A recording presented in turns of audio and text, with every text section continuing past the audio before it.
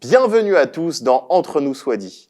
J'ai le plaisir et l'honneur exceptionnellement de présenter cette émission juste après la vague d'élections qu'Israël vient de connaître. Les dernières élections en route ont apporté un résultat assez significatif et nous allons donc ce soir recevoir David Sadoun du Likoud. Bonsoir Benjamin. Bonsoir.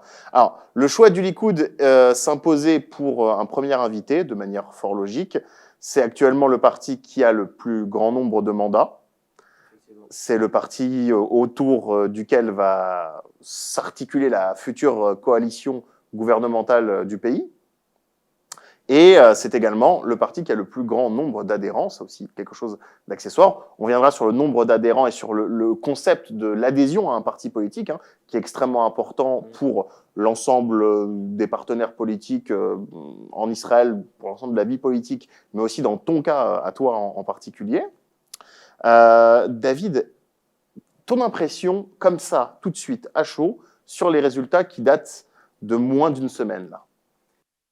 De la joie, du bonheur, après 1 an et demi de souffrance, où on avait un gouvernement catastrophique dans tous les domaines, que ce soit la sécurité, l'économie, l'identité juive, etc., etc.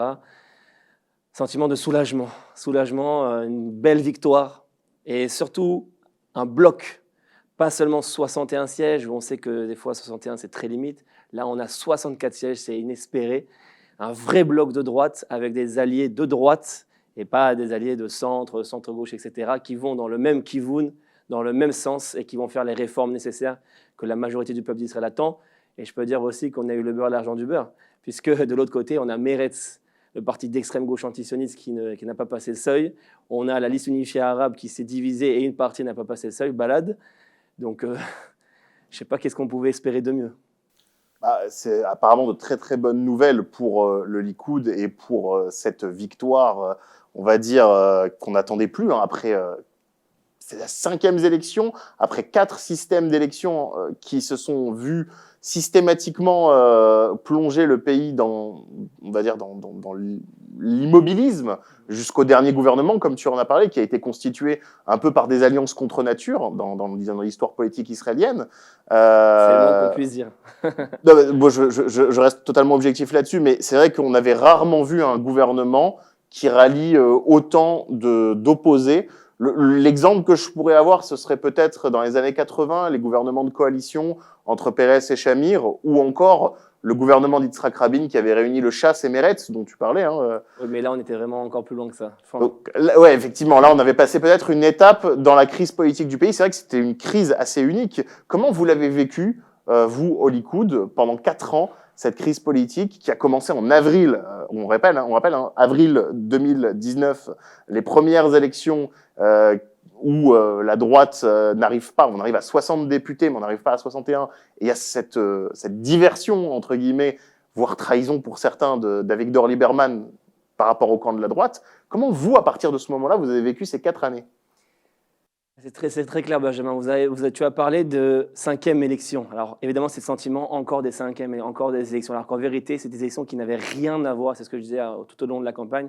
Les 5e n'étaient pas en vérité des 5e. C'était des premières par rapport aux 4 d'avant. Puisque le gouvernement qu'on a passé, comme tu l'as dit si bien, que c'était contre nature, il a dévoilé des choses, il a remis en question des choses. Et donc, on était dans un système qui était complètement différent. Je m'explique. En vérité, au Likoud, on a vécu de l'intérieur. Ça faisait des années qu'on avait le sentiment qu'on avait des alliés de droite, mais pas véritablement de droite. En vérité, il y a une logique dans ce qui s'est passé, et les gens ne le voient pas forcément. On a 2 types de droite, de manière très caricaturale. Bien sûr, on peut rentrer plus dans le détail, mais de manière très caricaturale, on a une droite qui se dit conservatrice, les partis religieux, l'orthodoxe, le Chasse, le Torah, le Likoud, qui veut conserver les valeurs juives, l'identité juive, et le parti sioniste religieux, évidemment. Et on a une droite plus libérale, par exemple la droite de Lieberman, et on le voit sur les questions d'identité juive ou religieuse, où là, il est complètement à l'opposé des partis conservateurs. Le parti de Naftali Bennett, qui est une droite libérale, qui avait voté le mitvé réformiste au côté déjà depuis 2015. Je vous rappelle que l'alliance avec Lapid, il l'avait faite en 2013 déjà, c'était pas nouveau. Le parti de Gideon Sa'ar, qui lui aussi se veut libéral. Donc en vérité, il y a une logique politique qui s'est tracée, qui s'est dessinée aujourd'hui. C'est que on a vu la droite qui se dit libérale à tendue vers la gauche, l'extrême gauche et les partis arabes, et la droite conservatrice qui s'est repliée sur elle-même, qui tombait dans l'opposition avec Benyamin Netanyahou et les partis religieux et le sionisme religieux, qui ont constitué un bloc. Et si je puis dire, le dernier gouvernement a mis en exergue, en lumière, toutes ces différences, toutes ces nuances, et les gens ont compris qui allait véritablement défendre les valeurs qu'ils attendent. On le voit aujourd'hui, le Likoud et le bloc de droite est passé de 52 sièges avant cette année-là, l'année et demie, 52 sièges à 64 sièges. Donc ça veut dire que véritablement, c'est l'échec de la droite libérale, entre guillemets, et c'est la victoire de la droite plus conservatrice. Ça ne veut pas dire non plus qu'on va aller vers un État ultra-orthodoxe, mais qui se veut défendre d'abord et avant tout les valeurs juives, la sécurité, comme par exemple, si on prend le sujet de l'identité juive, on a vu que ce nouveau gouvernement allait attaquer tout. Il voulait réformer la cacheroute, il voulait réformer la conversion, créer le mariage civil, mettre le Hametz dans les hôpitaux à Pessah. Si on parle de vraiment sujet vraiment juif, religieux, il s'attaquait pratiquement, il remettait tout le consensus religieux en question qu'il y avait depuis la création de l'État d'Israël. Sur les questions de sécurité, ils ont fait alliance avec des partis antisionistes, les frères musulmans, donc qui sont véritablement une lanterne interne et qui a adopté la technique fameuse connue, je parle bien sûr de Raham, de la takia, c'est-à-dire de faire le double langage. En hébreu, on est très bien, comme Arafat le faisait si bien, on parle un langage de paix, etc. En vérité, en arabe, on sait très bien ce qu'ils disent derrière, et tout le monde le sait, mais comme ils voulaient absolument le pouvoir, ils étaient dans le déni, et ils faisaient comme si de rien n'était. Donc là, il y a une vraie logique politique, c'est comme ça que moi je le vois, c'est comme ça qu'on le ressent au Likoud. Si on veut, c'est un mal pour un bien. On a vécu une année et demie très difficile, mais on a tenu bon. Benyamin Netanyahou a tenu bon, il n'est pas parti. Le petit mot qu'il a laissé sur le bureau, on l'a vu, Ani Hachouv, je reviendrai. Voilà, et bien, il est revenu contre tous, il est revenu et avec des alliés encore plus forts. Et j'espère que ce mal pour un bien sera pour un bien véritable et qu'ils vont aujourd'hui faire avancer toutes les réformes que le peuple d'Israël attend. D'accord. Selon toi, ce qui se dégage, c'est que la ligne de partage des eaux de la politique israélienne, la véritable fracture, le véritable clivage, se joue avant tout sur il y a une identité juive d'un côté et il y a une identité israélienne de l'autre. Totalement. Et c'est ça qui définit la répartition. C'est ce qu'on appelle en hébreu Medina Yehudit et Medinat Kol Ezrachia. C'est vraiment, pour moi, le premier élément de cette partition. Je traduis pour ceux qui ne parlent pas hébreu, mais l'État juif, c'est-à-dire qu'on veut au niveau institutionnel, au niveau étatique, que l'identité juive soit marquée par le Shabbat, par la cacheroute, par la rabbanou, etc. Bien évidemment, au niveau individuel, chacun a le droit et la liberté de pratiquer. Dieu a donné le libre arbitre à tout le monde, mais au niveau institutionnel, on veut que ce soit un État juif. Et de l'autre côté, on a un camp, et la droite libérale y était incluse, de vouloir libéraliser l'État, moi je dis ça carrément, de le déjudaïser, c'est-à-dire de faire un État ultra-libéral occidental à la française, à l'européenne, où on a le droit de pratiquer sa religion. D'ailleurs, Avigdor Lieberman n'est pas anti-religieux dans le fond, puisque sa femme, elle est religieuse. Lui, son problème, c'est pas la religion, c'est le lien entre la religion et l'État. Lui, il dit, je veux séparer totalement l'État et la religion, ce qui est forcément le contraire de ce que nous, on veut. Et je parle bien sûr en tant que francophone, nous, on a quitté la France, qui était un État ultra-libéral occidental, pour venir dans un État juif. Donc si on voulait un État ultralibéral occidental, on serait resté en France, on ne serait pas venu ici. Donc oui, chacun a le droit de pratiquer, d'avoir la liberté de pratiquer, oui ou non, Chiloni, Haredi, tout ce que vous voulez, mais au niveau étatique, ça doit rester juif, sinon on va refaire un État à l'occidental, et ça n'a aucune raison d'être, on n'est pas un État comme les autres, on doit trouver notre spécificité. Et ça, c'est l'élément essentiel, après il y a plein d'autres, mais pour moi, c'est l'élément de base de cette partition politique. Mais historiquement, si on se base sur les 12 années qui viennent de s'écouler, je compte l'essentiel des mandats de Benyamin Netanyahou, le Likoud a gouverné avec cette droite libérale israélienne qui est considérée que de Kol Ezrachia, de tous ses citoyens, comme tu dis, et même au-delà même de cette droite-là, moi je me souviens des Ehud Barak, ministre de la Défense de Benyamin Netanyahou. Donc la réelle politique interne, la réalité politique interne et la répartition des blocs jusqu'ici, tu as souligné que c'était la première fois qu'il y a un bloc de droite solidement ancré à droite. Jusqu'ici, Benyamin Netanyahou avait plutôt tendance à aller chercher ses partenaires politiques au centre pour composer une majorité. Oui, Benyamin Netanyahou a toujours été ce qu'on appelle mamlarti. C'est-à-dire qu'il n'a jamais été connu comme l'extrême droite ou la droite dure, il a toujours été droite-centre et il cherche toujours le consensus, le gouvernement d'unité nationale, comme on l'a vu avec le gouvernement Gantz aux 3e élections. Il cherche à faire, c'est mais qui le met le kherem sur lui en hébreu, c'est-à-dire qui c'est qui le rejette complètement aujourd'hui, c'est ces partis-là. Bibi Netanyahu est toujours dans l'esprit de vouloir essayer de créer cette unité. Même avec le parti Ram, on le reproche d'avoir été vers Ram, mais Benjamin Netanyahu a cru que Mansour Abbas allait créer ce leadership arabe tant attendu de dire on quitte les questions nationalistes et on va sur des questions citoyennes. Et c'était enfin une rupture avec les partis extrémistes arabes. Benjamin Netanyahu y a cru. Et on y a cru et c'était pas une erreur. Enfin, c'était une erreur Bediavad, c'était une erreur a posteriori, c'était une grave erreur. Mais Netanyahu est toujours dans cette optique positive, optimiste, de vouloir faire.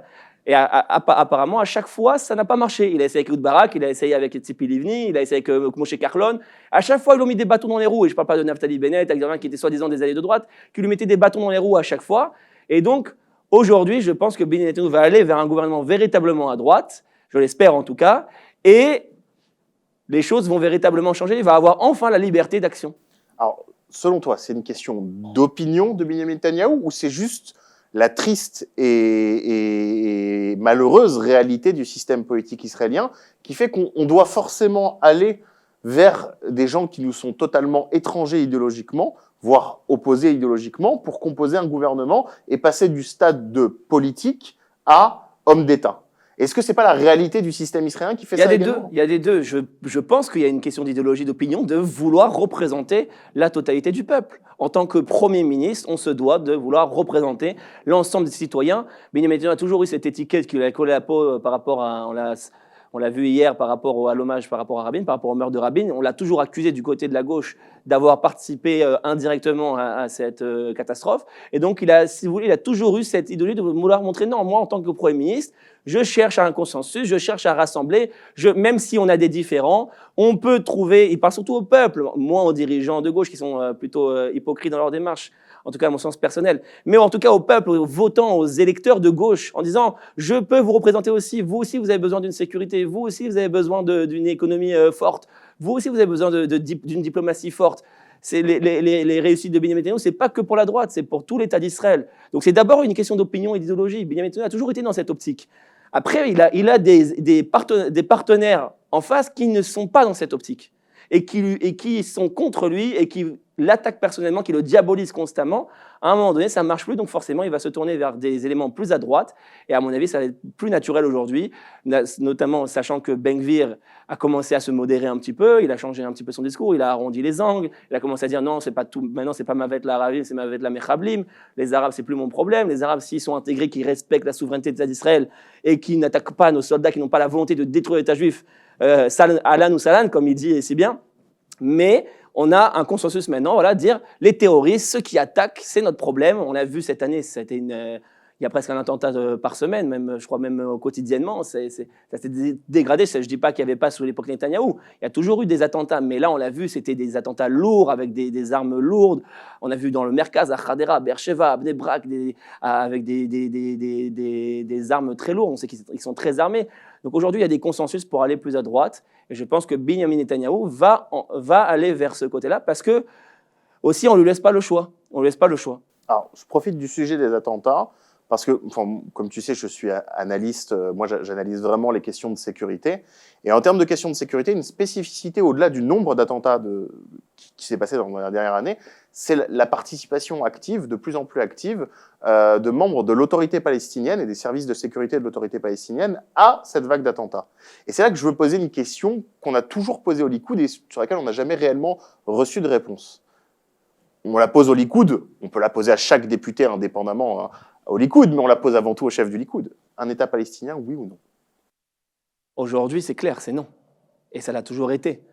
Bien évidemment, vous allez me ressortir le discours de Bar Ilan, etc. Il faut rappeler le contexte. Je veux dire, M. Netanyahou, il ne va pas dire au monde « allez vous faire voir et j'en ai rien à faire ». Il avait le gouvernement le plus hostile à Israël, américain, je parle, le gouvernement américain le plus hostile. En 2009, il y a eu Barack Obama. Donc forcément, il a été obligé un petit peu de jouer le jeu. Mais quand on l'écoutait, on réécoute le discours de Bar Ilan, on entend que jamais il y aura un État palestinien dans sa tête. C'est un État complètement démilitarisé. C'est une utopie. Il veut essayer de faire plaisir. Alors nous, on va dire, la droite dure, elle va dire « Ah, on s'en fout des Américains, il faut faire ce qu'on veut ». Évidemment, Benjamin Netanyahu a toujours pris en compte la vie internationale et a toujours eu cette optique de vouloir développer les relations internationales. Il a été très bon d'ailleurs, même la gauche le reconnaît.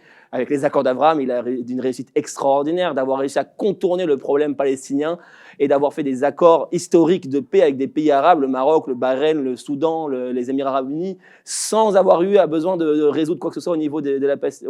Au contraire, ça a même délégitimiser la question palestinienne, ces accords-là, et ce gouvernement-là a tout remis en arrière. Ce gouvernement-là, il veut vraiment 2 États. C'est ça que c'est. Souvent, on dit Lapid, Bibi, ils ont dit la même chose. Lapid, quand il dit 2 États, il veut vraiment 2 États. Gantz, il a reçu Abou Mazen chez lui, dans sa maison, ce que Bibi n'avait jamais fait, jamais. Au contraire, Bibi a toujours voulu casser l'autorité palestinienne. Il y en a qui disent oui, il a donné de l'argent au Hamas. Mais pourquoi il avait essayé de donner de l'argent au Hamas? Pour diviser à l'époque, la plus grande menace, c'était l'autorité palestinienne. Ils allaient avec les accords d'Oslo vers un État palestinien. Donc Bibi, il avait en tête de casser l'autorité palestinienne. Et donc pour casser l'autorité palestinienne, il a essayé de faire monter une autre autorité, le Hamas. Bon, bien sûr, ça nous retombe dessus à Gaza, c'est aussi un autre problème. Mais le fait de les avoir divisés aujourd'hui, il a complètement cassé la légitimité de cette cause palestinienne. Et depuis 1 an et demi, c'est revenu avec Gantz et Lapid qui parlent vraiment de 2 États. Donc au Likoud, c'est une réponse ferme, claire. Et ça, je peux le dire même en interne au Likoud, on est contre un État palestinien. Un État palestinien, ce serait une catastrophe. Donc, pour la sécurité d'Israël, ce serait un Gaza x5 juste à la frontière de Kfar Saba, Ranana, etc. On sait que les Arabes ne veulent pas un État. Si vous voulez un État, ça ferait longtemps qu'ils l'auraient accepté. D'ailleurs, ils ont déjà un État palestinien, ça s'appelle la Jordanie. En 1923, il y a déjà eu un plan de partage, ça s'appelait la Transjordanie à l'époque. Ils avaient reçu, après la déclaration de Balfour en 17, il y avait déjà eu un partage de l'ensemble de la Palestine mandataire qui contenait toute la partie ouest du Jourdain. Ils ont reçu 70% du territoire et ça ne leur a pas suffi. On leur a donné, après la guerre des 6 jours, le mont du Temple, on leur a donné le Golan, on leur a donné Gaza en 2005. À chaque fois qu'on leur donne, ils en veulent plus, parce qu'en vérité, ce n'est pas un État qu'ils veulent. Ce qu'ils veulent, c'est la disparition des Juifs sur la terre d'Israël. Et si vous voulez qu'on développe ce sujet, on peut aller encore plus loin, mais la question de est-ce qu'on veut un État palestinien ou pas, c'est clair, c'est non. Et au contraire, aujourd'hui, on parle au Likoud de l'agrandissement et l'élargissement de la terre d'Israël. On parle de la souveraineté en Judée-Samarie. Ça a été promis par Bibi en 2018, il n'avait pas pu le faire pour certaines raisons, parce que Donald Trump, au final, s'était opposé, parce qu'il avait développé son plan Trump, et que dans son plan Trump, ça ne contenait pas tout de suite l'annexion, il fallait attendre un peu, donc finalement, il n'a pas pu le faire. C'est aussi parce que sa coalition est volée en éclats. Voilà, elle a volé en éclats. Il y a eu un contexte qui n'a pas pu le faire, mais la souveraineté en Judée-Samarie, aujourd'hui, on en parle clairement au sein du Likoud. On parle même de la souveraineté au Mont du Temple, pour vous dire. Il y a des groupes internes au Likoud très, très actifs sur le Mont du Temple. On sait qu'il y a de plus en plus de Juifs qui montent au Mont du Temple. Déjà, on parle déjà d'autoriser la prière au Mont du Temple. Ce n'est pas que Ben Gvir qui en parle. Au sein du Likoud, on en parle. D'autoriser la prière des Juifs au Mont du Temple, c'est quand même incroyable que jusqu'en 2022, il y a du racisme comme ça, de l'antisémitisme, que de dire parce que je suis juif, je ne peux pas prier au Mont du Temple, qui est quand même l'endroit le plus saint pour un juif. Je veux dire, les musulmans, ils ont la mosquée avec ça, très bien, mais c'est pas l'endroit le plus saint pour eux. L'endroit le plus saint pour eux, c'est la Mecque. Pour les chrétiens, c'est comment on appelle ça, où il y a le pape? À Rome. À Rome. Le Vatican. Le Vatican, pardon. Certains chrétiens considèrent quand même le Oui, mais c'est Saint-Sépulcre toujours à Jérusalem. Pour les Juifs, je vous rappelle, c'est central. C'est dans la foi juive, c'est central. Ça fait 2000 ans qu'on prie vers Jérusalem. On casse le verre en souvenir du temple. À chaque mariage juif, on enlève une pierre dans chaque maison en souvenir du temple. Il y a Jérusalem est cité 660 fois dans la Torah. Donc, dire qu'aujourd'hui, jusqu'en 2022, un juif ne peut pas prier sur le mont du Temple, c'est une hérésie. Et le Likoud compte bien aller sur ces questions-là. Donc, il y a une évolution du discours. La position, à la limite, ça ne m'intéresse pas parce qu'on ne sait jamais ce qu'un homme politique pense vraiment. Et se baser sur des supputations, des suppositions, ça n'est pas intéressant. Mais il y aura une évolution du discours de Benjamin Netanyahou. Pour quelqu'un comme moi, qui arrivait en Israël en 2005, le grand choc, c'était la Hitnadkut, le désengagement de Gaza. Je rappelle, Benjamin Netanyahou a voté le désengagement de Gaza. Il a démissionné, il ne faut pas oublier. Hein. Oui, mais il a voté. Et ensuite, il y a eu des discours de Bar-Ilan, il y a eu énormément de choses qui se sont succédées. Donc, on peut dire que maintenant, avec la réalité politique de 2022, la position du Likoud, ce sera fermement et dit et affirmé, pas seulement supputé, ce sera dit, pas d'État palestinien, jamais. De toute façon, on l'a vu, le discours a déjà évolué. C'est pas nouveau, on l'a vu en tout cas, c'est mon sentiment personnel. Quand j'ai écouté le Benjamin Netanyahou de cette dernière année, je ne voyais pas le Benjamin Netanyahou des 12 années précédentes. de fait de ce gouvernement, il était déjà beaucoup plus... On le sait, quand il est dans l'opposition, il se libère un petit peu de ses charges et de ses responsabilités en tant que Premier ministre et du politiquement correct, etc. On l'a vu déjà attaquer beaucoup plus, on l'a vu être beaucoup plus takif, comme on dit en hébreu, on l'a vu aller sur des sujets beaucoup plus à droite, et pas que lui, toute la liste du Likoud s'est droitisée. On l'a vu aujourd'hui, les primaires du Likoud le 10 août, tous ceux qui étaient plutôt centre, voire gauche, comme Tzachi Hanegbi, comme Gila Gamliel, comme Avi Dirter, comme Israël Katz, comme des gens comme ça, plutôt centristes, droite mais qui tend au centre, qui sont plus dans le mamlarti, dans le politiquement correct, etc. Ils ont chuté dans la liste. Aujourd'hui, ceux qui sont montés, c'est Shlomo Kari, qui est même là qui passe sur la tête, qui a été élu par des membres religieux du Likoud. C'est Galit, excusez-moi, j'ai oublié son nom de famille, Distel Abatran. C'est Eli Cohen, c'est Yariv Levin, c'est des gens qui parlent ouvertement. Yariv Levin, il parle aujourd'hui ouvertement de la réforme du Bagatz, de la Cour suprême. Il dit, voilà, Doudiam Selem, qui est arrivé 4e de la liste, qui est l'emblème entre guillemets, du juif séfarade, qui n'arrive pas en costume cravate et qui parle librement, qui attaque, qui parle comme si c'était dans la rue. On lui reproche souvent sa manière de parler, mais il dit, moi, j'en ai rien à faire de ma manière de parler. Donc, on voit depuis cette année que le Likoud a subi une transformation. Je ne dis pas que c'est devenu la droite dure, peut-être pas à ce point-là, mais on a vu une droitisation du Likoud, du discours. Binyamin Netanyahou et surtout sa liste. Donc, si vous voulez, c'est non pas seulement ses alliés politiques qui vont l'amener vers ça, à Binyamin Netanyahou, mais sa propre liste qui s'est droitisée. Et c'est pas un hasard, c'est voulu par lui, même si lui, il garde toujours ce sentiment, cette position de « je veux quand même, on l'a vu pendant sa campagne, pas rentrer dans le fond des sujets, pour pas me préciser, pour essayer de toujours être englobant, etc. » Quand on voit sa liste et on sait qu'il est influent au niveau des primaires, c'est pas un hasard, ceux qui montent et ceux qui descendent. Donc forcément, c'est voulu par lui-même. Et donc, il sait où il va aujourd'hui. Est-ce qu'il va faire toutes les réformes jusqu'au bout? Est-ce que dans 4 ans, on sera la droite la plus heureuse du monde, efficace, effective, qui aura tout fait? Personne ne peut le promettre, personne ne peut le savoir, seul Dieu le sait. Mais en tout cas, on a vu une évolution déjà, et donc on y va tout droit. D'accord, je rebondis sur ce que tu as dit. Le principal, on l'a entendu, hein, le principal chantier qui a été annoncé par le Likoud, sur lequel il veut atteler la majorité gouvernementale, c'est la réforme judiciaire. Alors, parle-nous un peu de cette réforme judiciaire. Qu'est-ce qu'on entend par réforme judiciaire au sein du Likoud? Alors, c'est très important que les gens comprennent de quoi on parle, parce qu'en vérité, beaucoup ne savent pas de quoi on parle. Comme dans toute démocratie, il y a 3 pouvoirs. Il y a un pouvoir exécutif, qui est le gouvernement. Il y a un pouvoir législatif, qui est le Parlement, et il y a un pouvoir judiciaire, qui est la Haute Cour, la Cour suprême. Le système judiciaire israélien est composé de plein de tribunaux. Il y a ce qu'on appelle les Bate Mishpat Shalom, et le plus haut degré, c'est la Haute Cour suprême, qui est constituée de 15 juges qui sont censés donner leur conseil juridique au gouvernement sur toutes les questions et toutes les lois proposées par ces pouvoirs-là.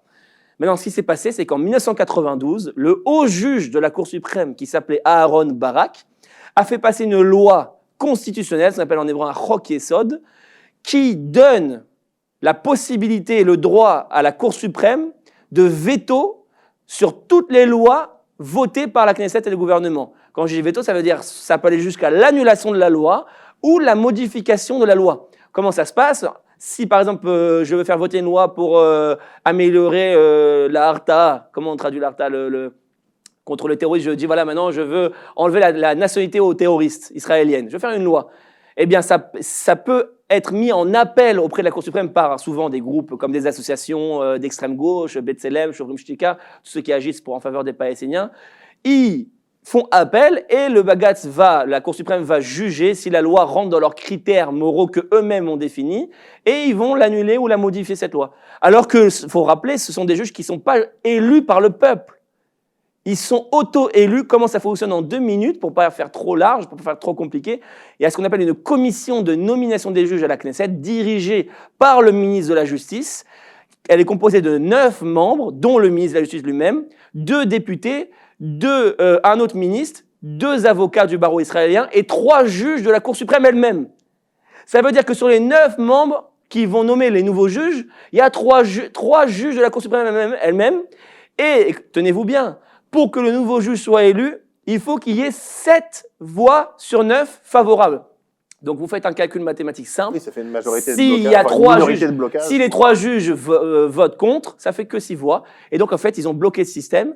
Les nouveaux juges sont toujours alignés idéologiquement avec eux et ils peuvent contrôler les lois. Donc en fait, on est dans une démocratie partielle, si ce n'est fausse.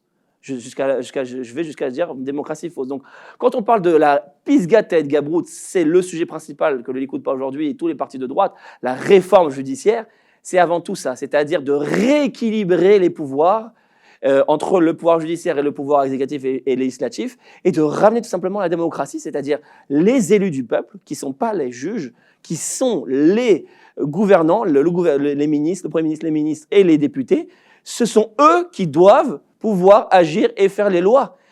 Le pouvoir judiciaire existe et doit conseiller, ce qu'on appelle en hébreu Yoetz HaMishpati LaMemshala. C'est du conseil, ils ont oublié cela.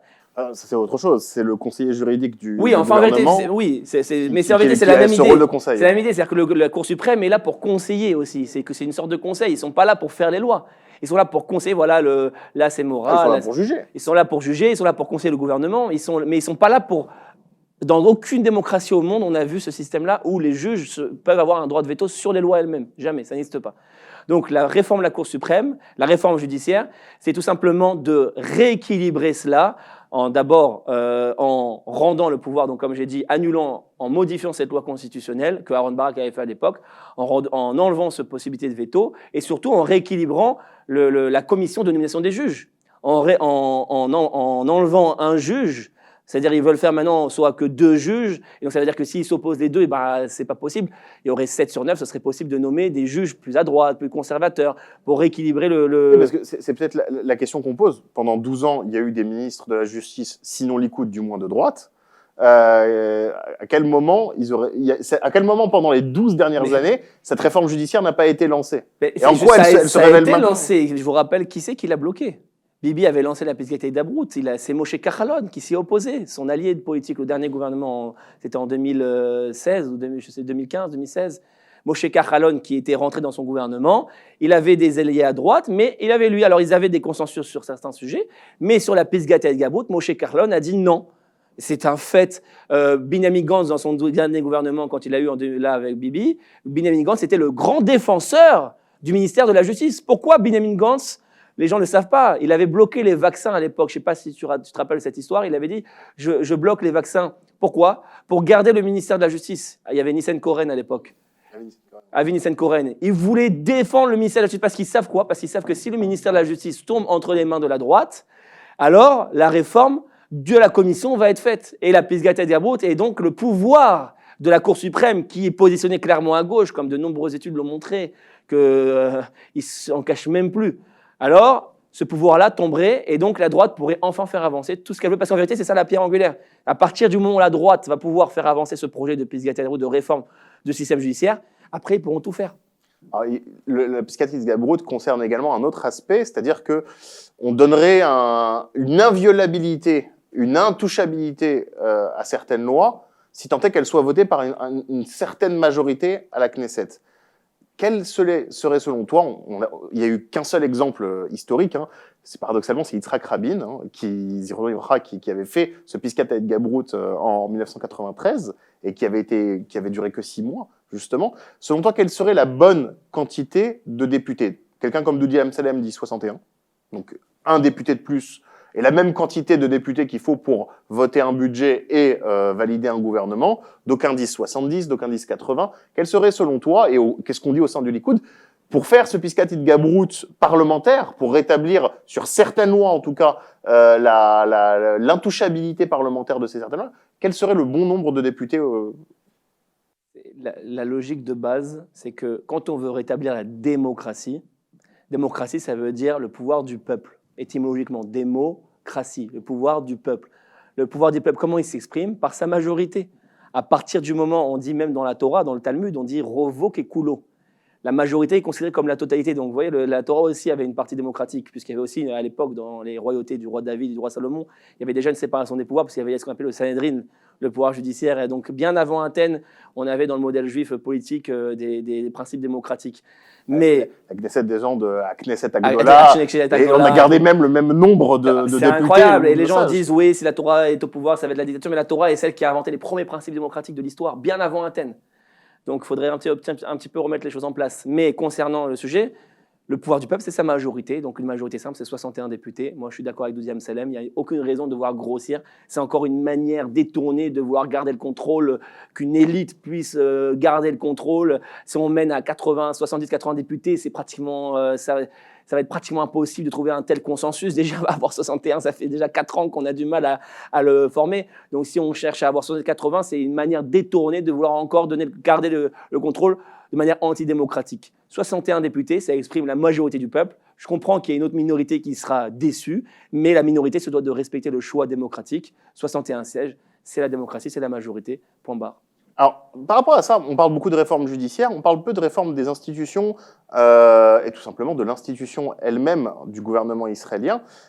Binyamin Netanyahou, premier ministre élu au suffrage universel direct en Israël en 1996. Comment n'a-t-il pas vu venir justement ce côté sclérosé de l'institution parlementaire israélienne? Je laisse un peu de côté la question judiciaire, je parle de l'aspect parlementaire. Comment il n'a pas vu venir ce côté sclérosé de l'institution parlementaire qui nous a mené à ces 4 systèmes d'élection, à ces 4 élections pour rien, et ces dépenses pharaoniques en termes de frais. Malheureusement, en Israël, on a les dépenses électives les plus importantes de tout l'OCDE. C'est pas seulement le pays où la vie est plus chère sur d'autres domaines, c'est également le pays où les élections coûtent le plus cher. Comment Binyamin Netanyahou, qui lui a reçu dans l'histoire l'onction directe du suffrage universel, n'a-t-il pas d'abord rétabli au cours des 12 années ce double pétec, ce double bulletin, qui l'aurait fait élire à coup sûr, pour le coup. Ça, même les plus extrémistes des commentateurs de gauche le reconnaissent. S'il y avait eu un suffrage universel direct, Binyamin Netanyahou aurait été élu à chaque système d'élection, à chaque élection, quelle qu'elle soit. Ensuite, comment expliquer, tout simplement, pendant ces 12 années, il n'y ait pas eu de réforme dans cette institution-là qui a causé justement les 4 systèmes d'élection qu'on a eus? Il faut comprendre l'histoire, avant d'analyser, il faut comprendre et se remettre en perspective l'histoire de l'État d'Israël. L'État d'Israël, c'est la plus belle démocratie qui s'est créée au Moyen-Orient. Et ils ont voulu, la seule, c'est vrai, bien fait de le souligner. Et ils ont voulu créer un État totalement démocratique, j'entends, à dire démocratie proportionnelle, où n'importe quelle voix pourrait s'exprimer. Donc on avait à l'époque toujours 2 grands partis, qui étaient le Likoud, Kherut avant, et le Mabdal, et Mapai, et aujourd'hui et Avoda par la suite, qui étaient toujours à 40-40. Et on avait les petits partis qui permettaient d'exprimer d'autres voix et d'autres manières je parle par exemple du cas des religieux. Comment les religieux auraient pu s'exprimer s'il n'y avait pas eu ce suffrage, ce modèle de suffrage? Jamais. Jamais le monde religieux n'aurait pu se développer, aurait pu avoir des partis et obtenir des fonds pour les yeshivot, pour les synagogues, etc., etc. Je parle du exemple des religieux, mais ça vaut aussi pour des partis de gauche ou des partis d'autres partis. Ce système-là était avantageux, l'a toujours été jusqu'à un certain point. Il a un très bon côté, il permet d'exprimer. Alors après, Binyamin Netanyahou a commencé à avoir le problème, l'ensemble du système a commencé à avoir le problème, et ils ont dit, bon, on va augmenter le Achuz HaChassima. On va augmenter le seuil d'éligibilité. Ils l'ont passé en 2005, je crois que c'était en 2005, à 2% à celui qu'on connaît aujourd'hui. Actuellement, 3,25%, c'est-à-dire 4 sièges. Pour justement essayer de limiter la multiplication des petits partis et le défaut de ce système qu'on voit aujourd'hui. Donc c'est pas vrai de dire qu'ils l'ont pas anticipé, simplement ils n'ont pas anticipé plusieurs choses. Déjà, ils n'ont pas anticipé qu'il allait avoir un tel morcellement. C'est peut-être aussi une question de fracture de la société elle-même. 40 listes. 40 listes, c'est quand même incroyable. C'est-à-dire qu'aujourd'hui, on a 40 manières de voir le pays, si je peux dire. Et surtout, ils n'ont pas anticipé le fait qu'il y allait avoir des petits partis qui n'allaient plus se sentir, si vous permettez-moi l'expression, qui n'allaient plus être à leur place. Avant, un parti à 5 ou 6 sièges, savait où était sa place, savait qu'ils allaient pouvoir rentrer dans un gouvernement, demander un ministère, ou deux peut-être, à la limite, s'ils étaient bons dans la négociation. Et voilà. Aujourd'hui, on a vu quelque chose d'inédit, un parti de 5-6 sièges qui était annoncé à 15 sièges, qui était le bon Dieu, le Mashiach. Il est tombé à 5-6 sièges et il est parti et il a fait une contre-alliance. Qui pouvait prévoir ça? Personne ne pouvait prévoir ça. Il a fait une contre-alliance. Il y a toujours eu des blocs et une logique d'un politique. Et un parti de 6 sièges est devenu et a pris le pouvoir. Alors que lui-même, quelques mois avant, il disait un parti à 10 sièges qui devient un Premier ministre, c'est pas démocratique. Donc oui, on dit les politiques c'est des menteurs, et il faut pas leur faire confiance, etc. Mais jusque-là, un homme a dit 10 sièges à la télé, c'est pas démocratique, il s'est retrouvé avec 6 sièges et il a demandé à être Premier ministre. Donc oui, là on a vu complètement, je suis d'accord avec toi, le grand défaut de ce système, parce que chaque système a son avantage et son inconvénient. Et aujourd'hui s'imposent des réformes. Ça ne veut pas dire que Netanyahou n'avait pas anticipé. Ils avaient vu le problème, ils avaient déjà fait avancer les solutions. Et pourtant, c'est eux qui ont fait monter le seuil d'éligibilité à 3,25%. Donc c'était peut-être se tirer une balle dans le pied, pour le coup. Non, justement, pour éviter qu'il y ait trop de morcellement. Non, avant ce seuil d'éligibilité à 3,25%, il y avait des partis qui avaient en dessous de 4 mandats. Ce qui faisait qu'il y avait un étalement et on pouvait toujours négocier. C'est une question de mentalité. Moi, je constate, avant 3,25%, à peu près une élection tous les 4 ans. À partir de 3,25%, je pense pas que ce soit lié, parce que regardez par exemple le Chasse, en 2005, ils avaient 17 sièges. 17 sièges. Ils n'ont jamais demandé à être Premier ministre, ils n'ont jamais demandé le pouvoir. Ils savaient, même avec 17 sièges, ils savaient qu'ils étaient un parti inférieur. Il y avait les gros partis de 30-35 sièges, et le Chasse avait 17 sièges, n'avait jamais vu plus loin. Donc, je pense surtout qu'il y a eu une libération, un changement de mentalité. Il y a eu des égos qui se sont libérés, et ça, c'est difficile à contenir. C'était dit de manière technique et de manière systémique. C'était très difficile à prévoir et à contenir. Alors, oui, aujourd'hui, on l'a vu. Maintenant qu'il y a un précédent, je suis sûr qu'il va y avoir des réflexions à ce sujet pour trouver quelle serait la solution, parce qu'il n'y a pas de solution magique. Est-ce que vous voulez dire, par exemple, est-ce que seuls les deux premiers partis pourraient former un gouvernement? Est-ce qu'il faut augmenter le seuil d'éligibilité? Est-ce qu'au contraire, il faut le diminuer? Vous-même, toi-même, tu viens de le dire. C'est pas encore clair. Est-ce qu'il faut faire un modèle comme la France, où on change complètement de système et on part d'abord de la présidence pour ensuite aux législatives? Parce qu'on dit ça, c'est l'inverse. On part des législatives pour former le gouvernement. Est-ce qu'il faut réformer totalement le système? Je pense pas que quelqu'un aujourd'hui puisse dire « j'ai la solution miracle ». Comment réformer les choses.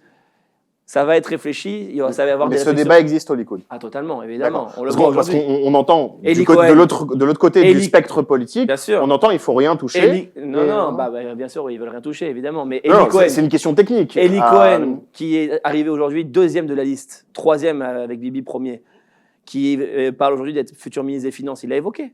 Il a dit, moi, je pense qu'il faudrait, donc numéro 3 du Likoud. Il a évoqué ce sujet, il a dit « Moi, je pense qu'il faudrait faire une loi pour permettre seulement aux deux grands partis de pouvoir former le gouvernement. » Alors, on voit que c'est discuté, on voit qu'il y a c'est un sujet qui est discuté par rapport à ces événements-là. C'est vrai qu'avant, c'était difficile d'anticiper une telle dérive. Oui, on connaissait les problèmes, les potentiels problèmes, on avait essayé de trouver des solutions, mais une telle dérive, on ne l'avait pas anticipée. Donc, aujourd'hui, c'est discuté, je viens d'en donner une preuve, on en parle. Est-ce que c'est ça la solution, autoriser seulement les deux grands partis? On verra bien. Le débat est ouvert. Le débat est ouvert. Alors, je reviens un petit peu sur justement cette incidence-là, puisque c'est ce qui a paralysé le pays pendant 4 bonnes années. Avril 2019, Naftali Bennett, Ayelet Shaked, Moshe Feiglin, près d'un demi-million de voix de droite, qu'à l'époque on pouvait identifier en tout cas comme étant certainement à droite, jetées à la poubelle, au nom d'une logique du plus grand parti. Et là je reviens il y a la semaine dernière, tous les commentateurs politiques, j'ai été moi-même étonné de voir leur objectivité sur ça, tous les commentateurs politiques de l'extrême gauche jusqu'au parti Noam, ceux qui commentent l'actualité du parti Noam et ceux qui en sont issus, tous reconnaissent une chose, la victoire a tenu à la campagne de Benyamin Netanyahou d'avoir joué une logique de bloc contre une logique de parti de Yair Lapid. Est-ce qu'il y a eu une leçon apprise de tout ce système-là? Est-ce que le Benyamin Netanyahou de 2019 qui voulait gagner seul, sans le reste de la droite, peut-être a appris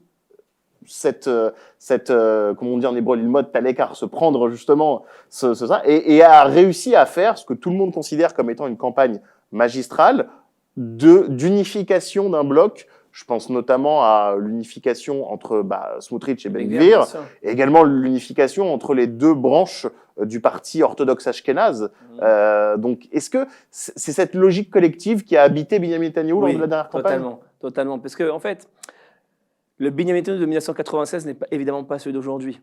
À l'époque, Benyamin Netanyahou était dans le parti leader. Il y avait à droite quelques partis qui essayaient d'exister, mais c'était la droite israélienne, le Likoud.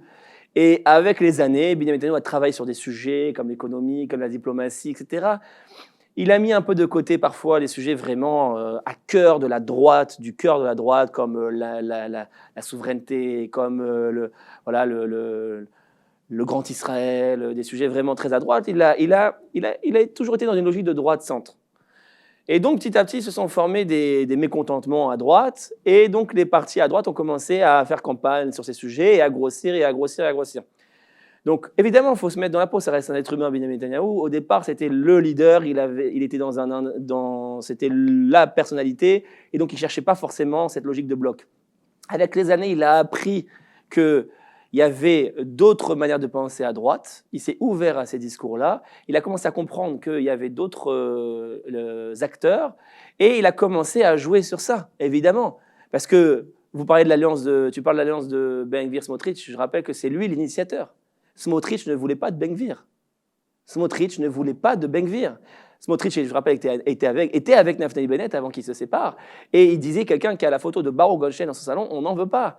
Il y a une fracture dans le monde sioniste religieux entre les sionistes religieux plus cool, si je peux dire, plus libéraux, et les kahanistes, sionistes religieux plutôt tendance kahaniste, qui sont vraiment la droite dure. Et donc, Smotrich et Ben Gvir ne s'aimaient pas. Et jusqu'à aujourd'hui, on sent qu'ils s'allient. Mais regardez, même cette campagne, il y a eu un moment donné, ils se sont séparés. Ben Gvir a dit, moi, je vais commencer à faire tout seul. Et Guy Hazman Ben Gvir, il a commencé à se séparer. Et après, c'est Smotrich qui est revenu vers lui. Donc, c'est Benyamin Netanyahou qui a mis pression et en disant, attention, soyez responsables. Vous n'allez pas répéter les mêmes erreurs. Il a compris la leçon, comme dit l'écart. Il a insisté là-dessus, pareil que les orthodoxes ashkénazes qui étaient en guerre récemment entre eux. Ils ont fait des dizaines de réunions avec eux, ils ont parlé, ils ont échangé. On a vu Yariv Levin, j'ai vu moi personnellement Yariv Levin aller faire des dizaines de discussions, de Zoom, de réunions avec les orthodoxes ashkénazes. Ils sont allés jusqu'à voir les admourim, les chefs, pour leur dire attention, on va répéter la même erreur, on n'est pas assez unis, on peut vous parler de hardou toute la journée. Alors, c'est le Likoud des Benyamin Netanyahou qui est l'initiateur et le protagoniste principal de ces alliances.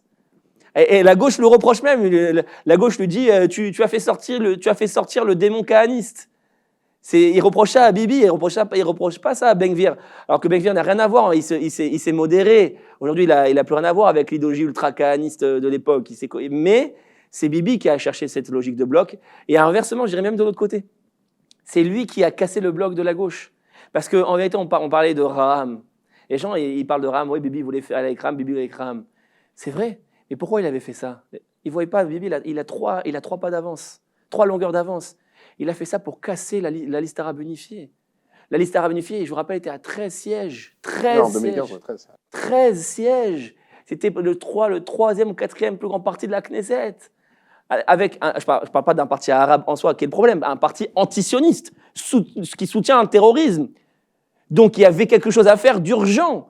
Et donc en poussant Mansour Abbas à créer ce leadership indépendant, il a cassé. Et ça, regardez les résultats aujourd'hui, c'est extraordinaire. On lui reproche d'avoir pactisé avec Raham et d'avoir dragué Raham. Mais le fond, regardez le résultat aujourd'hui, la liste arabe unifiée est complètement morcelée. Le Raham qui est parti d'un côté, le Balad qui est parti de l'autre et qui n'a même pas passé le seuil, on le doit à Benyamin Netanyahou. Donc il a compris cette logique de bloc, si je puis dire, dans les deux sens. Et aujourd'hui, c'est sa victoire. Non seulement le bloc de 64 sièges, c'est sa victoire, parce que c'est lui qui a été l'initiateur de Ben Gvir, Smotrich et tout ça. Et de l'autre côté, la sortie de Balad et même, si je puis dire, de Meretz, c'est sa victoire aussi. Même s'il y a toujours un mauvais côté que Raham est là, existe 4, 5 sièges et qui joue le jeu de la taquilla, on a compris maintenant aujourd'hui.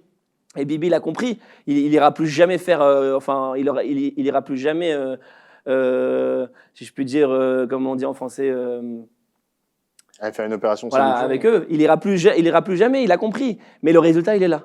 Donc c'est sa grande victoire aujourd'hui. On lui doit à Benjamin Netanyahou. Première interrogation, paradoxalement, de la population israélienne, c'est pas la réforme judiciaire, c'est le prix de la vie. C'est le premier sujet sur Je suis lequel, pas sûr là-dessus.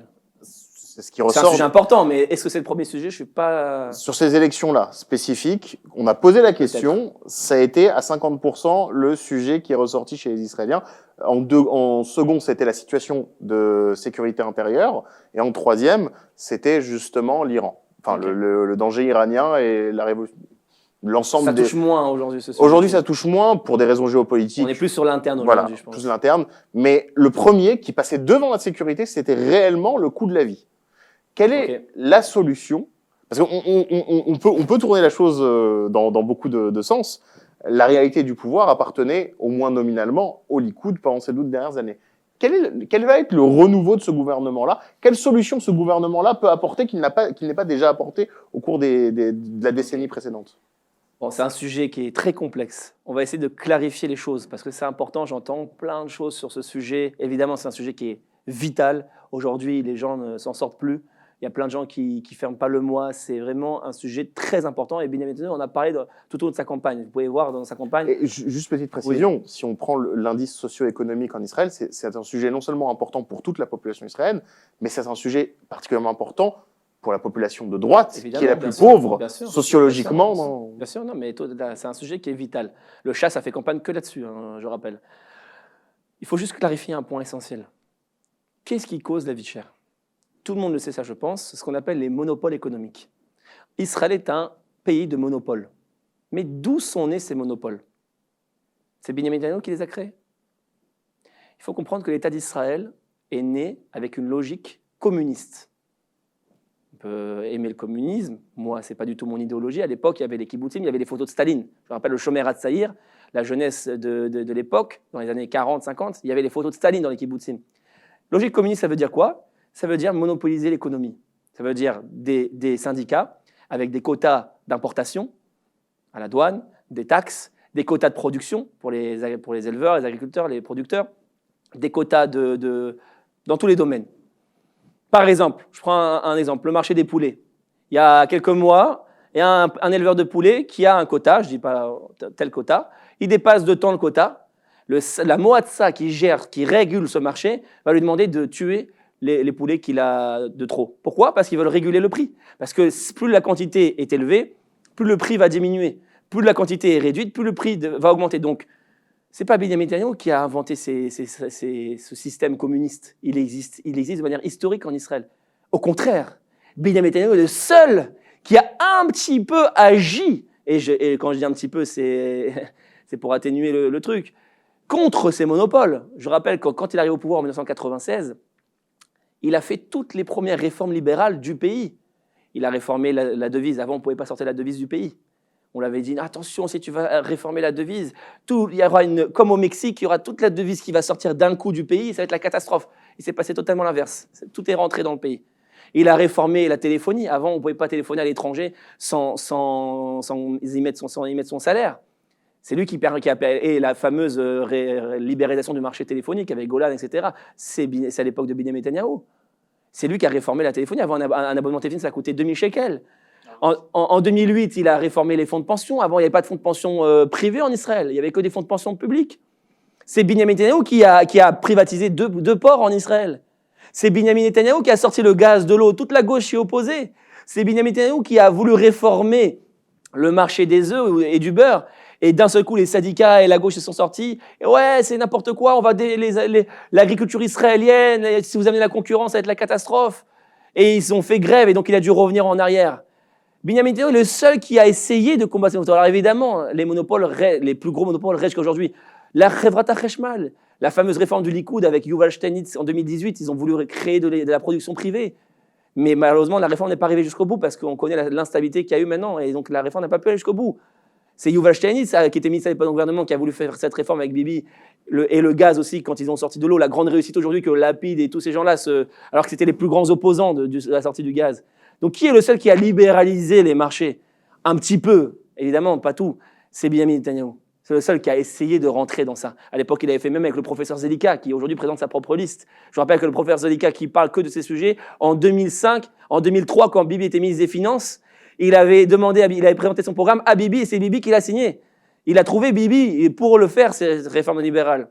C'est lui qui a mis en avant le secteur privé. Avant, il y avait un secteur public énorme en Israël. Énorme, le secteur privé ne pouvait pas exister. C'est Bibi qui a réformé les impôts, qui a diminué drastiquement les impôts pour permettre le dynamisme du secteur privé. Et la fameuse Startup Nation, c'était pas avant 96 la Startup Nation. Il suffit de voir Tel Aviv, une photo avant 96 et après 96.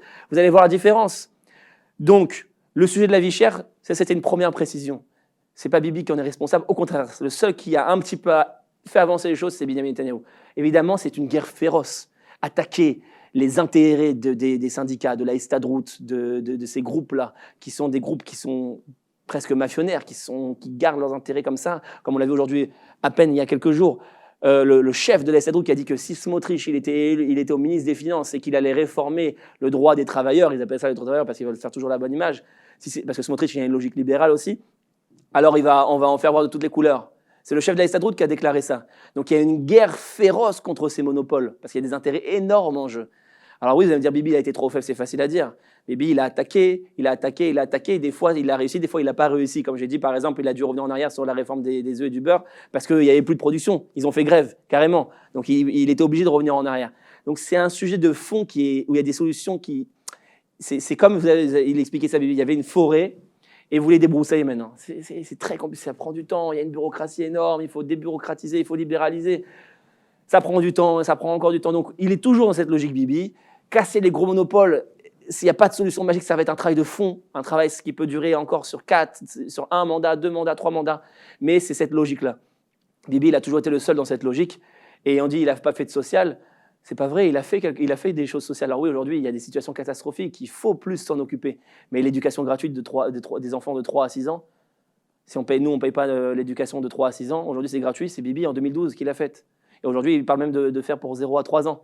Donc il a été aussi sur les sujets. Il a dit le libéralisme et le social ne sont pas en contradiction. Tu peux libéraliser les marchés et après pouvoir redistribuer. Une fois justement que tu as fait par exemple rentrer le gaz, tu as fait rentrer de l'argent, après cet argent, tu as le pouvoir pour redistribuer. Mais si on est constamment en guerre contre toi pour t'empêcher de libéraliser, alors c'est très compliqué de vouloir faire avancer les choses. Ouais, donc c'est un sujet qui est très complexe, on ne va pas en débattre jusqu'au bout maintenant. Il faudrait plus d'une heure. Mais j'espère avoir clarifié quelques points essentiels. Parfait. On a une bonne vision, à mon avis, sur ce que le Likoud va vouloir faire. Parlons du Likoud et parlons un peu de toi. Comment en es-tu venu au Likoud ? Qu'est-ce qui a conditionné ce choix de parti pour toi ? Alors, moi, je suis arrivé en Israël en 2015, il y a 7 ans. Il faut savoir que moi, je viens d'une famille très politique, très militante. Ma grand-mère était maire adjointe à la mairie d'Issy-les-Moulineaux, dans le 92, à côté de Boulogne, pour ceux qui ne connaissent pas. Très, très sioniste. Pour raconter une petite anecdote, ma grand-mère... quand il y avait le meurtre de Rabin, elle avait demandé à la mairie d'Issy-les-Moulineaux de planter un arbre en son nom. Et tout le monde s'était opposé. C'était tous des antisémites. Non. Et il y en a un, il a posé la question au conseil municipal, elle a dit « Et si Arafat il meurt, est-ce que vous allez planter un arbre aussi ?» Ma grand-mère, elle a répondu devant tout le monde, elle a dit « Si Arafat il meurt, je vais planter une forêt. » Donc ça, c'était ma grand-mère. J'ai grandi dans une famille très, très sioniste, très politique, très militante. Ma mère a été maire adjointe aussi après ma grand-mère. Et donc quand je suis arrivé en Israël, j'ai tout de suite voulu m'engager. Alors bien sûr, moi j'ai des idées très à droite, pour ceux qui me connaissent, qui me suivent. J'ai des idées de... Voilà, moi je suis pour le Grand Israël, je suis pour la souveraineté sur toute la totalité de la terre d'Israël, je suis pour une droite dure, une droite forte. Le choix du Likoud, il y a plusieurs raisons. D'abord, le Likoud, c'est le parti de droite historique. On a grandi avec, Bibi en France, c'est le Likoud, on a grandi avec, dans les milieux du Bétard, dans les milieux sionistes français, c'est le Likoud qui représente le plus nos valeurs. C'est le plus grand parti. Donc si on veut aussi influencer, arriver dans des gros postes et arriver dans des postes influents pour faire de vrais changements et pas juste faire de la petite politique politicienne, faire des photos. Ah, vous avez vu, je suis ministre de l'énergie et je bois du vin, etc. Non, moi, mon but, c'est d'arriver à un gros poste influent à court, à moyen, long terme. Je ne sais pas, j'ai 29 ans aujourd'hui, je ne sais pas où je serai dans 5 ans, dans 10 ans. Mais le Likoud, c'est aussi le grand parti qui gère et qui est au pouvoir et qui a les gros postes. Ce n'est pas Ben Gvir, Smotrich et le Chasse qui vont avoir le ministre de la Sécurité, le ministère de la Défense, le ministère des Finances et le ministère des Relations étrangères et le poste de Premier ministre. Ils l'ont demandé. Ils l'ont demandé, mais ils ne l'auront pas. Parce que c'est le Likoud, comme tu l'as dit au tout début, qui a le plus de mandats, qui a le soutien du peuple. Donc d'abord ça, et surtout, le point essentiel aussi, c'est que le Likoud est le seul parti en Israël, à droite, je précise, qui organise des primaires. Et ça, c'est un point essentiel, parce que c'est aussi un parti très démocratique.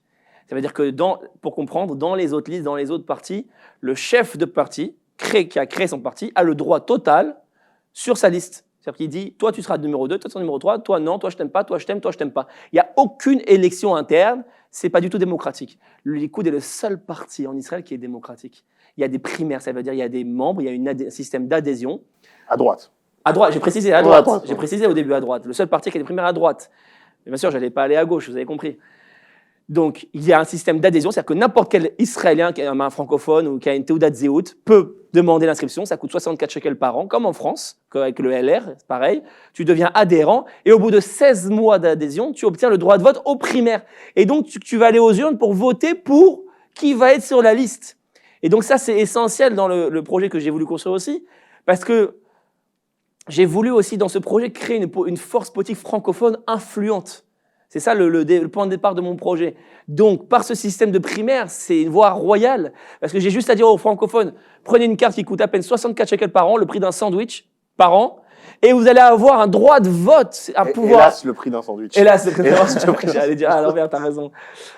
Vous allez avoir un droit de vote direct sur la liste la plus influente du pays. Et vous pouvez très rapidement me faire monter sur la liste, moi ou quelqu'un d'autre, ou un autre Français. Il y a plusieurs francophones aujourd'hui qui agissent au Likoud dans ce système-là. Et donc moi, je vois aujourd'hui tous les francophones, je leur dis prenez la carte, et demain on sera 1000, 2000, 5000, et on pourra faire élire d'abord un député francophone sur la liste, et pourquoi pas après un ministre. Et c'est comme ça que ça fonctionne, c'est comme ça que les Russes l'ont fait. Lieberman, il n'est pas monté avec son parti au départ. Lieberman, il a commencé au Likoud. Naftali Bennett, il a commencé au Likoud. Tout le monde a commencé au Likoud. Alors après, tu peux dire avec ton ego, dire ah bah je vais me séparer, maintenant je vais créer mon porte-parti, j'en ai plus rien à faire du Likoud. Non, tout le monde a commencé au Likoud. Donc pour toutes ces raisons-là, je pense qu'il y a une logique politique. Je me suis inscrit au Likoud il y a 2 ans, le 2 août 2020 exactement. J'incite les francophones à s'inscrire au Likoud pour créer une force francophone interne et aussi permettre d'avoir une représentativité francophone dans le plus grand parti d'Israël qui, dans les prochaines années, Bezrat Hashem donnera ses fruits, je l'espère. Et donc, tu parlais de ce système de primaire démocratique à l'intérieur du Likoud. Est-ce que toi-même, tu as déjà présenté ta candidature ou tu envisages de le faire à l'avenir ? Oui, alors aujourd'hui, j'ai réussi à déjà inscrire 1000 francophones au Likoud, ce qui n'est pas rien. Juste pour donner une idée, il y a 130 000 membres au Likoud à peu près, entre 130 000 et 140 000. À peu près la moitié vont voter. C'est-à-dire qu'en vérité, ça se joue entre 60 et 70 000 voix, ce qui est très peu, ça représente un tiers des francophones. Bibi a été élu en 2019 chef du Likoud avec 41 000 voix, ce qui est un quart des francophones. C'est-à-dire que, pour rigoler, disons que demain j'ai inscrit 50 000 francophones au Likoud et ils votent tous pour moi, je deviens chef du Likoud, juste pour que les gens comprennent, mathématiquement. Donc, en quoi 1000, ça représente déjà une force énorme, proportionnellement, puisque bien sûr, la première place, c'est 40 000, mais le top 10, c'est 30 000 ou 25 000, et le top 30, en général, le Likoud a toujours 30 sièges, c'est 5 000, 6 000 voix. Donc, 1000 voix, c'est déjà énorme. Alors, moi, j'ai voulu déjà présenter ma candidature aux dernières primaires, là, le 10 août. Malheureusement, je n'ai pas pu, parce qu'il y a une loi au Likoud qui dit qu'il faut au moins 3 ans d'ancienneté pour pouvoir présenter sa candidature. Et comme je l'ai dit tout à l'heure, je me suis inscrit le 2 août 2020, donc ça fait un peu plus de 2 ans. J'ai demandé une dérogation, ce qu'on appelle en hébreu Kitsur Pazam. Ça se fait habituellement au Likoud. Il y a toujours des demandes de dérogation pour ceux qui ont moins de 3 ans. Et des fois, Bibi accepte, des fois, Bibi n'accepte pas, pour ces raisons qui lui sont propres. Par exemple, la dernière fois, il avait refusé à tout le monde parce qu'il ne voulait pas que Gilad Sharon, le fils d'Ariel Sharon, rentre dans son parti. Et donc, il avait autorisé à personne, parce qu'il ne peut pas autoriser spécifiquement à quelqu'un et ne pas donner à l'autre. Ça crée une injustice. Donc, soit il autorise les dérogations à tout le monde, soit personne. Et donc, cette fois-ci, non plus, il n'a pas autorisé pour ces raisons qui sont propres. Bien sûr, ce n'est pas personnel contre moi ou contre les francophones, comme certains ont pu le dire, pas du tout. C'est des raisons qui sont propres à lui, beaucoup plus globales. Il n'a pas autorisé les dérogations, donc moi, il faut que je sois patient. Il faut que j'attende encore 1 an pour avoir les 3 ans requis. Comme j'ai dit, il faut 16 mois pour pouvoir voter, mais 3 ans pour pouvoir se présenter, pour être éligible, pour pouvoir se présenter sur la liste. Donc moi, je dois encore patienter un peu moins d'1 an. D'ici août 2023, j'aurai les 3 ans. Et Bezrat Hashem, si le gouvernement tient 4 ans, alors, dans 4 ans, comptez sur moi pour être présent, pour me présenter sur la liste. Et à ce moment-là, en tant que francophone, on a a priori un francophone qui sera dans les rangs de la Knesset au sein du Likoud, ce qui n'est pas arrivé très souvent, alors que... Jamais. Jamais il y a eu un francophone sur les Likoud. Il y a eu des francophones, mais pas de France. Jamais, pas originaire de France. même un francophone tout court. Je parle des gens d'Afrique du Nord, il y avait des Likoudniks qui savaient parler français, mais il y a non, jamais mais je personne parle d'un élu, député sur la liste du Likoud, jamais. Je t'invite à vérifier, jamais il y a eu un francophone élu sur la liste du Likoud. Tout simplement pourquoi? Parce que les francophones n'avaient pas organisé de force politique à l'intérieur du Likoud. Des gens disent, oui, pourquoi Bibi n'a pas nommé un Français? Mais ils ne comprennent pas que ça ne fonctionne pas comme ça. Oui, au chasse, ça fonctionne comme ça. Derry a pu nommer Yossi Tayeb. Oui, Bennett a nommé Yom Tov Kalfon. Au Likoud, Bibi ne peut pas nommer. Il y a des primaires. Donc si les gens ne s'inscrivent pas, ne prennent pas l'adhésion, ne prennent pas la carte et ne vont pas faire la démarche de voter, il n'y aura jamais un élu francophone au Likoud. Alors là, pour la première fois, comme tu le soulignes, il y a Dan Ilouz, qui a été élu sur la place des Olim au numéro 33, donc il ne va pas rentrer directement parce que les Likoud a obtenu 32 sièges. Il sera sûrement, s'ils n'annulent pas la loi norvégienne, parce qu'il y en a qui parlent d'annuler la loi norvégienne au sein du Likoud, si Dieu veut, s'ils n'annulent pas la loi norvégienne, il sera sûrement le premier à rentrer d'ici quelques mois en tant que député norvégien. Et on aura pour la première fois un francophone, je précise francophone, pas français, encore une fois, parce qu'il est de l'alliance canadienne, il n'est pas de l'alliance française. Et donc on aura un francophone pour la première fois. Mais quelqu'un de l'alliance française, pas encore. Donc on verra d'ici 4 ans. Mais en tout cas, je pense que Dan Ilouz est quelqu'un de très très bien, très engagé, qui a des bonnes valeurs, qui parle des sujets très importants. Et s'il rentre, il va faire avancer des choses pour la communauté francophone. On est très proches. On va, si Dieu veut, travailler ensemble. Et quoi qu'il arrive, que je sois à Knesset ou pas, ce n'est pas ça le plus important. Le plus important, c'est de faire avancer les choses pour le peuple, pour la communauté, et qu'on soit tous bien en Israël et que l'État juif se développe, si Dieu veut. C'est le but, non? C'est le but. Rendez-vous en 2026 ? Pour moi et pour la suite. Pour la suite. Moi, c'est moi qui vais d'abord te remercier pour cette excellente émission. Tu nous as appris énormément de choses à la fois sur le Likoud et également sur l'ensemble du système politique israélien.